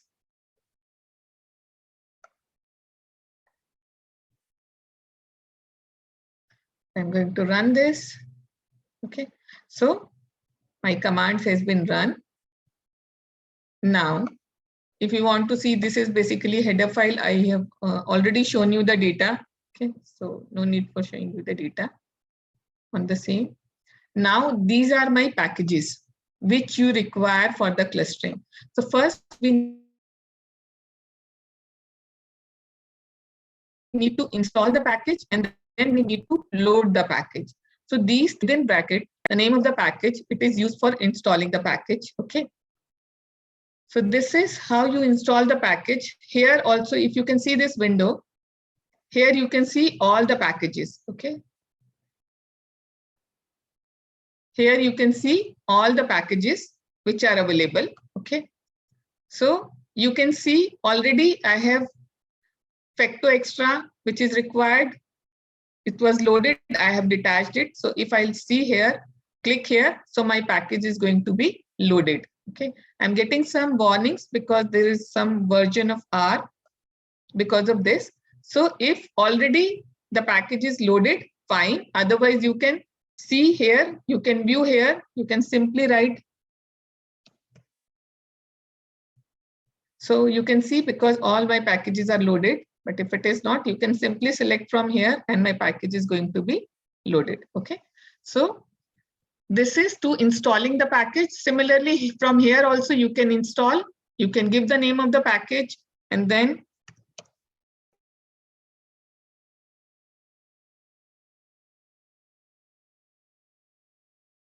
okay, and this installation, first you need to install and then you need to upload the same. These two are the basic steps for the same. So install is the command for installing the package and library is the command for loading the package, okay, which we have simply selected here. So by selection, my package is basically loaded. So these are the already, because in my system, these are running, but when you are going to try, you are going to give these commands also, okay. Now, so I'm not going to run these commands, but when I'll share this code with you, you may try with the same. Now, the very first step is we need to calculate the similarity matrix. Okay, how we calculate the similarity matrix? This is the method function, basically distance. In this function, what we need to give the parameters? We need to give the data. So this is my data file, and then we need to specify the method. Method is our distance measure. Okay, so this can be your Euclidean distance. This can be your Manhattan distance. Okay, or depending upon if you want to use the correlation coefficient. So this way we need to calculate our distance matrix. So D is the object which is going to have my distance matrix. Now, when we have got the distance matrix, now which function we are going to call? This is our hclust.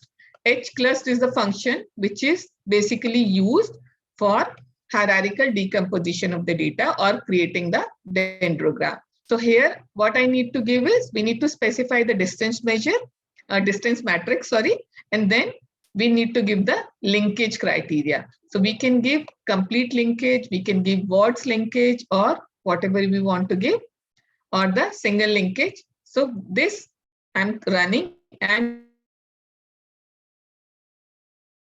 saving this in the object, let's say HC1. So I'll run this. Okay. So now I got this hierarchical clustering in this object HC1. Now I need to plot this because otherwise you will not be able to see the same. So for this, what I need to do is I need to plot, and the syntax of this is I need to give the object. My object is in HC1, and this is basically if I want to give certain description, I can give the description. Otherwise, I'll give this plot and I'll run this. So you can see here, you can get the dendrogram, which is a tree-like structure, and then you can work on the same. Okay. So this is our hclust function.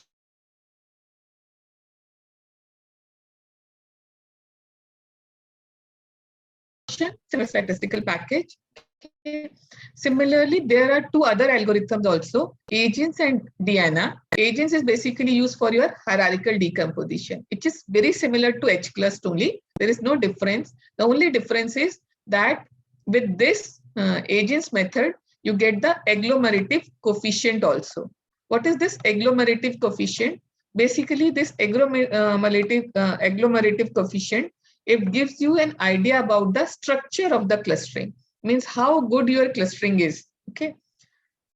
There are different methods using which you can find out how good your clustering is.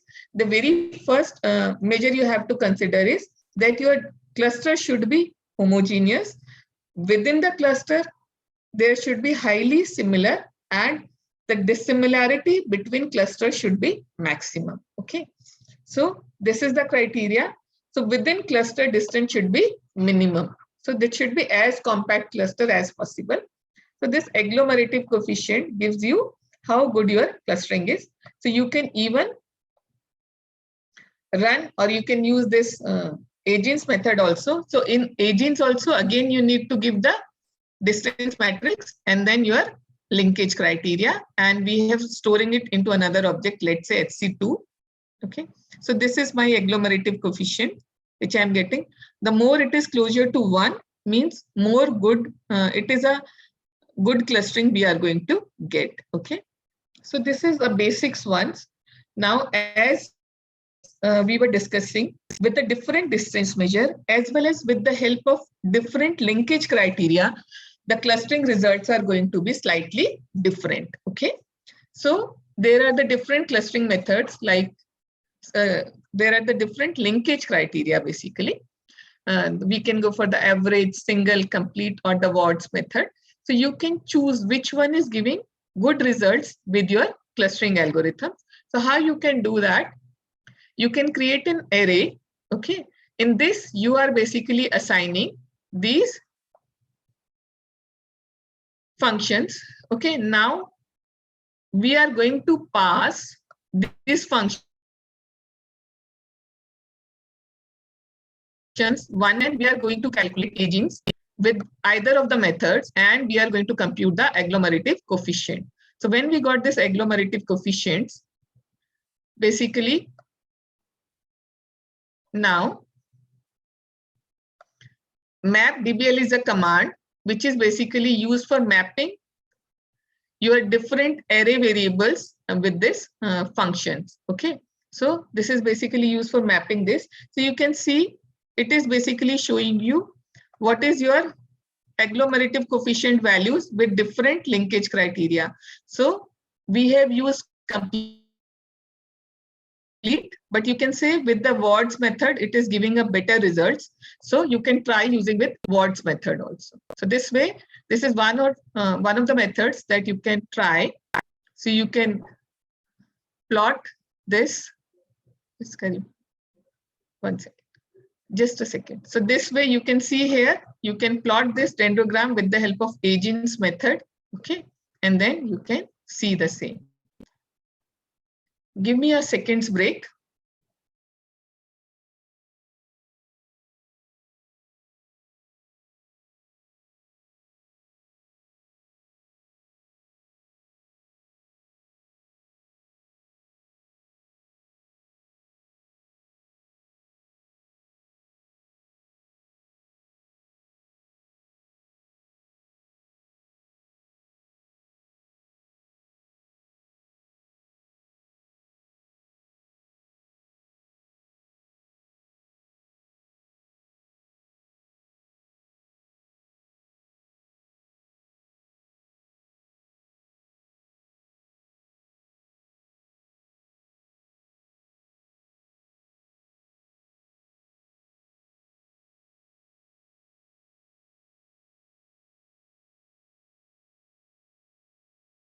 Sorry, let's continue. Are you with me now?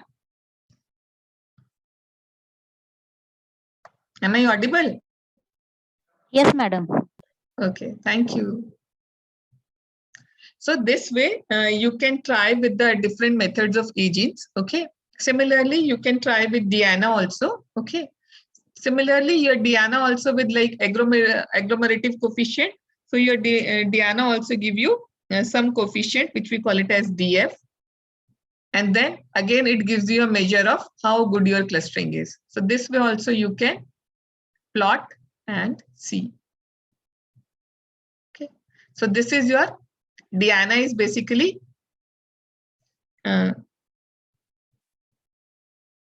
bottom up. This is divisive clustering algorithm basically. Okay, so this is your divisive clustering. Now this is just a plot because it is a dendrogram.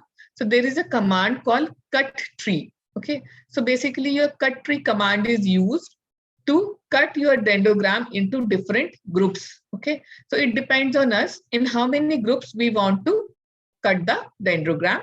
So for this, we can simply run this command and see. This is my cut tree. So which tree I'm going to cut? Let's say I have here, we have given HC5. I'm going to give, let's say HC4 here because 5 I have not run it. And I'm going to divide it into 4 groups. Okay. So I am dividing this into 4 groups. Okay. And then I'm going to cut the tree into subgroups, and I'm going to, I can even plot this, or I can even show you the table in which this group information is coming.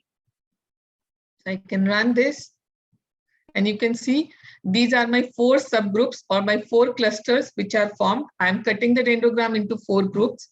And in my first group, I'm having 7 objects. In my second group, I'm having 13 objects, then 17, and then 30. Okay. Similarly, I can even put the same or plot the same. Again, here also I'm using HC4 because I'm not run that HC5. So when I run this command, so you can see the visual boundaries around your cluster. So you can see this visual boundaries around your clusters. This is a representation of your cutting the dendrogram into different clusters and just seeing it, how the values are coming. Okay.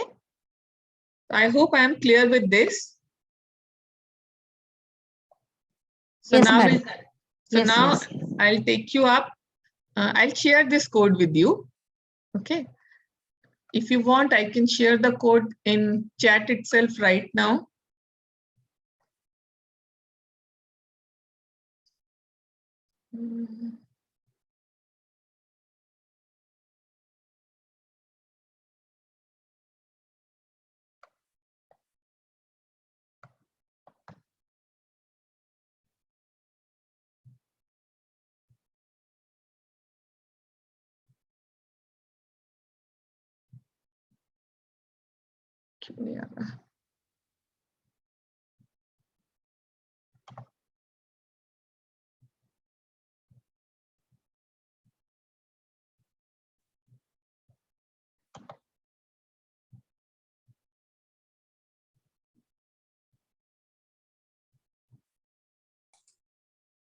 शायद थोड़ा सा कटा है.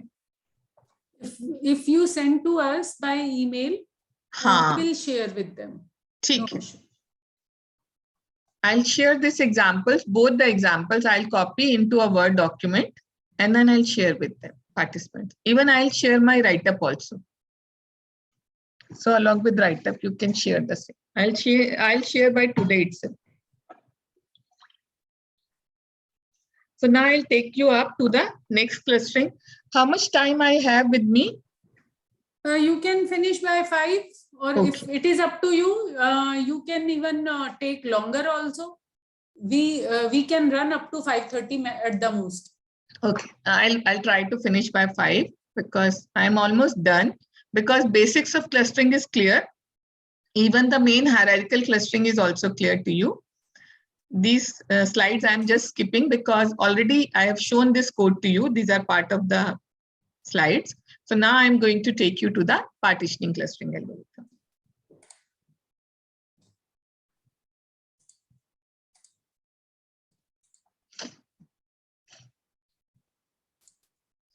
So its slides are moving now. So in this case, in the case of partitioning clustering algorithm also, this is non-hierarchical clustering algorithm, means every object is placed in exactly one of the k non-overlapping clusters. So there is no linkage of one object with another object. So either the object will come into, let's say, cluster 1, or let's say it will go into cluster n, so on, so forth. So it is exactly each instance is placed in exactly one of the k non-overlapping clusters. Okay. Since only one set of clusters is the output, the user has to specify the desired number of clusters k. So that is a very important condition for this particular clustering algorithm, because we need to specify in advance the total number of clusters. Then only this algorithm will start working. So there are many methods using which we can find out the right number of clusters. And whenever we are going with, particularly with clustering, we should have some understanding of our data. At the same time, some objective in our mind. Basically, that objective is related to, means how many number of groups are there in this particular data. And then we can try with the nearest of the same, means maybe if we have got 5 in our mind, so we can try with 3, 4, and 5, and let's say 6, and then we can find out which clustering is giving us the good results. So there are certain methods also which gives you an indication that these are the optimum number of clusters present in the data. Okay. So as far as this k-means algorithm is concerned, how it works is it basically randomly selects your k object as cluster center or mean, because we are going to divide our data now into k clusters. Okay.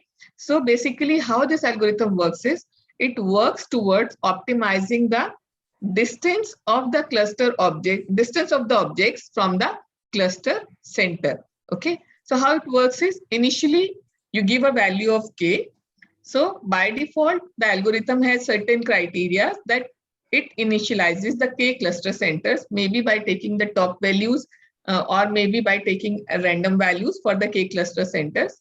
And then how it calculates is it calculates the distance of object from the cluster center, and then it go for basically doing the assignment based on the distance. Okay.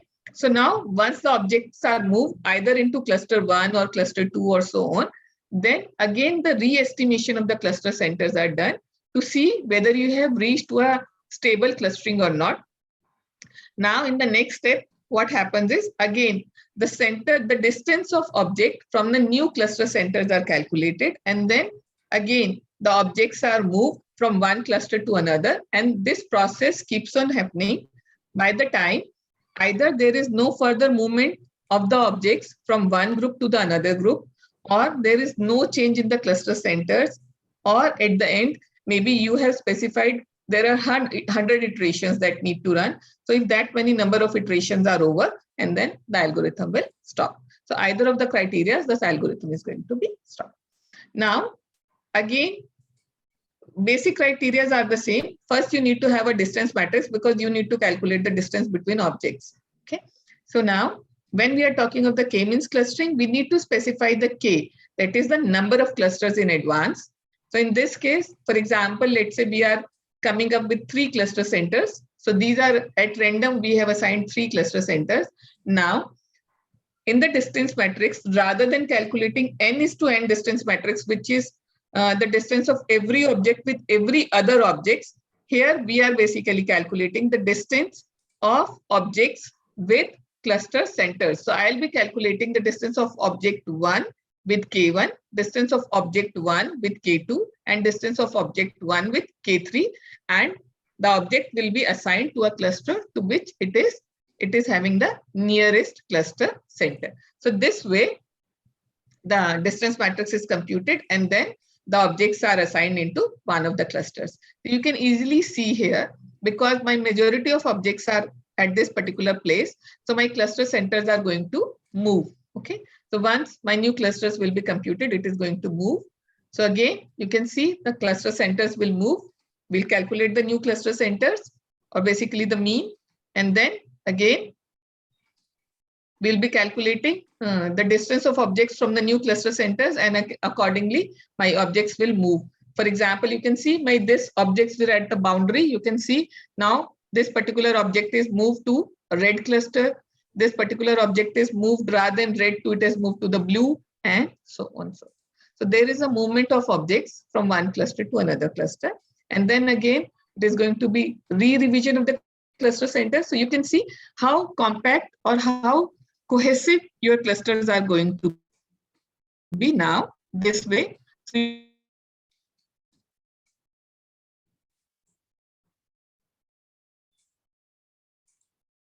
So you keep on doing this process, and then we are a very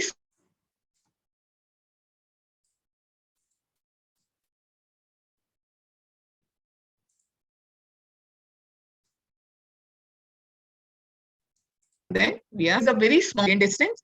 So based on this, now my distance matrix is now not n:n. My distance matrix is n:k. K is my number of clusters. Okay, so I need to calculate the distance of every object from the cluster centers. Okay, so this way I'll calculate, because initially we have considered these two objects, medicine A and medicine B, as my initial cluster centers. So distance of medicine A with itself is 0, and from B it is going to be 1, which is my next cluster center. Similarly, the distance of second object from the first cluster center and second cluster center. Similarly, distance of object 3 from the first cluster center and the second cluster center. So you can see this object is going to be in a second group. Okay, because this is more closest to the. So this is my first how my clusters are going to be formed. So this way my group is formed, and then this is my group matrix. Group matrix basically have this object is belonging to which cluster. So if it is belonging to group 1 or the cluster 1, so this entry will have the value 1. All other entries are going to be value 0. This is how the algorithm is implemented internally. Okay. So similarly, because you can see all these 3 objects have got the minimum distance from the cluster 2. So this will be part of my second group. So you can see here again, my new cluster centers will be calculated. Cluster 1 has got only a single object, 1, 1. So no change in the cluster center, remains the same. C2 now, rather than having this as my cluster center, these are my 3 objects which are now part of my second cluster. So this way, my cluster C2 or my cluster center C2 is going to be changed. Okay. And then again, the distance from the new cluster centers will be computed. And you can see here, my first and second objects are again, this is going to be cluster 1. This is going to be cluster. Again, this is now going to be cluster 1. My second object is moving to the cluster 1. Okay.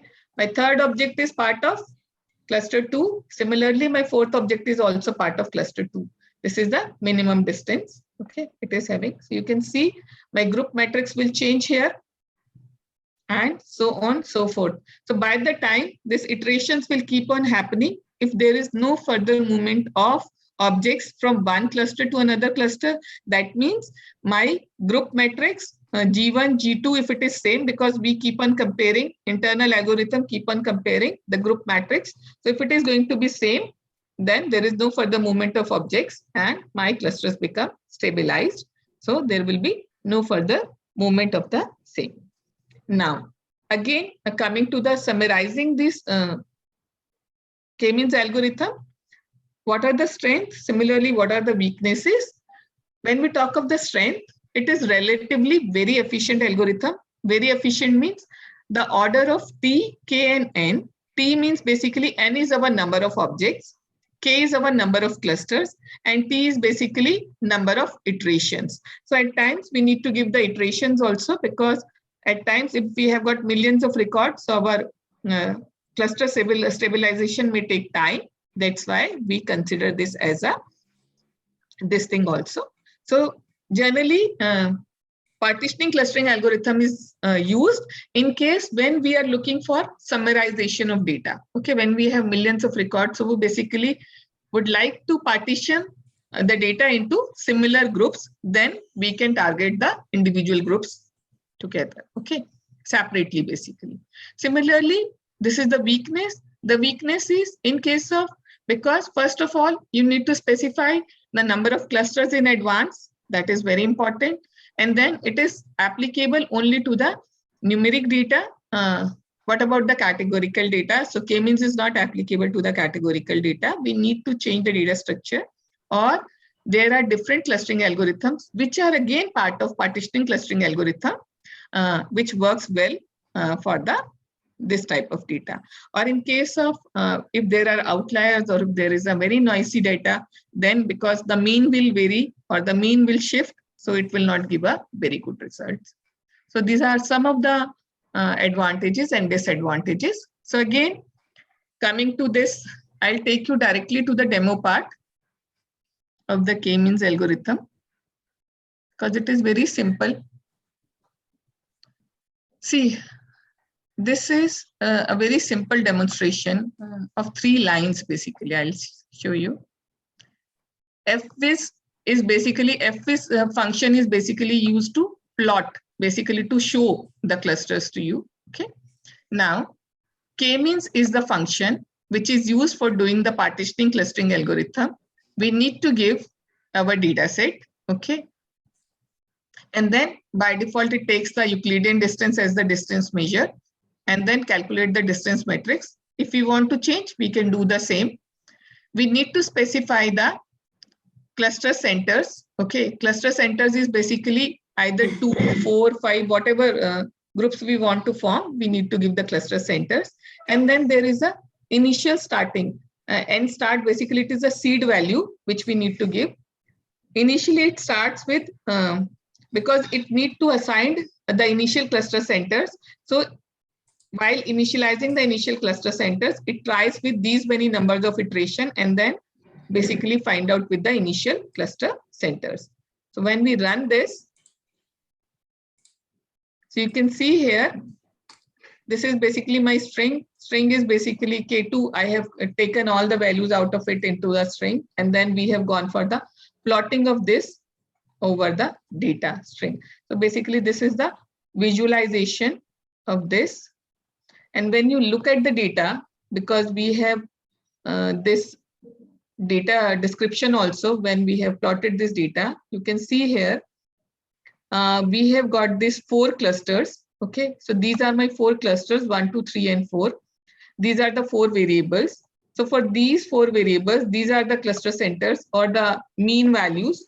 Okay, for these 4 cluster centers. Okay, for these variables basically. Then it gives the total sum of squares.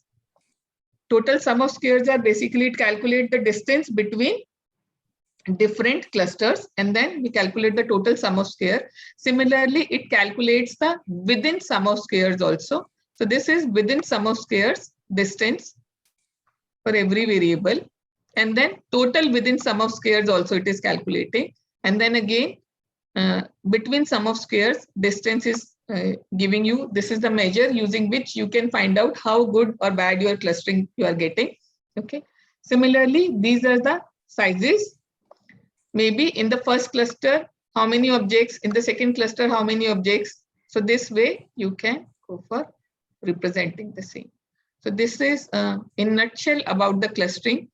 Now, based on your questions, I can basically give you the reply, but otherwise it is a very vast topic. There are many methods into it. Okay. So let's come now. I'm open for discussion. I'll stop sharing. Or my screen is still shared. You can ask the questions if you have any. Actually, they could not copy the codes. It is telling somebody is writing, please allow to copy these codes. We cannot copy them. So Maybe. even if we select it, we do not get this copy option. I don't know why. No issues. I'll share it by tonight. That's what I have told them. We will send them the code. I'll be right sharing. Now you can ask questions. Yeah, right now they can ask questions. Madam, hello, am I audible? Yes, madam. Hello. Which method is best in cluster analysis, madam? Madam, it is based on your requirement. Let's say, because I told you, whenever we are talking of, first of all, we have talked of only 2 basic methods. Either we are talking of hierarchical clustering or we are talking of partitional methods. Okay. Yes, yes. So within that, there are n number of algorithms which are available. But the popular one is either we are going for the agents as far as the hierarchical clustering is concerned, or we are going for the k-means if it is a partitioning clustering algorithm is concerned. But there are other methods also. It basically depends upon your requirement. But these 2 are very popular ones. Okay, okay. Thank you, madam.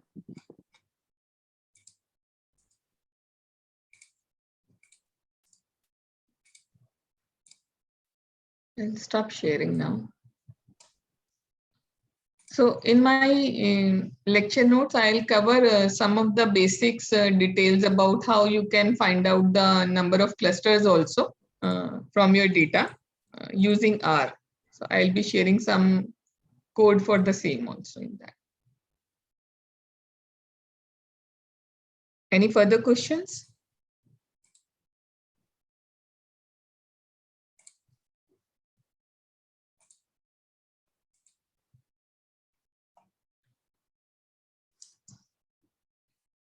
It was a very nice lecture. In fact, I Thank could you, madam. listen to some part of it in between, like I had to go for Yeah. some tea.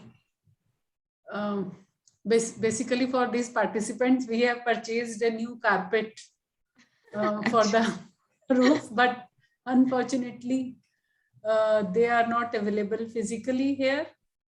So for that, some tea party was there. So like we needed to go there for some time, but in general, like well explained, covered all theory as well as practical.